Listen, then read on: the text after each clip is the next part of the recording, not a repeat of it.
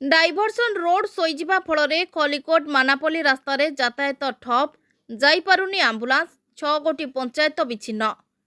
खलिकोटे प्रबल वर्षा जोगु खलिकोट मानापल्ली रास्तार निर्माण चलता पोलो पार्श्वर निर्माण होता 2 गोटी अस्थायी डाइभरसन रोड माटी धसीजा फल पोलो डेई आसुवा वर्षा पानी आसी अस्थायी रास्ता धोईजा फल खलिकोट को जोगाजोग करुवा रास्ता संपूर्ण रूपे ठप हो जाइछि।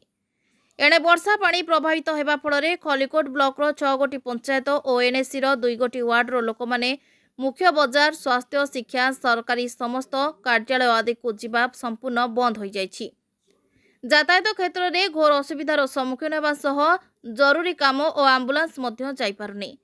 एभली 2 थर अस्थायी माटी रास्ता धसी जाउथिबा बेले पूर्त विभाग सतर्कता अवलंबन करुनी।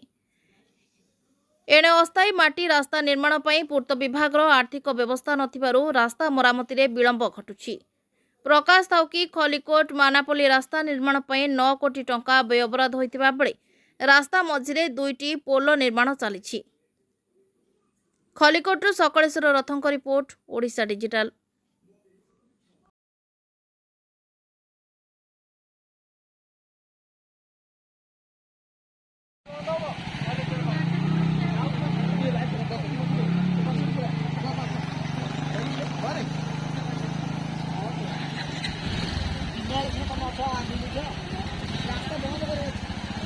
Hmm.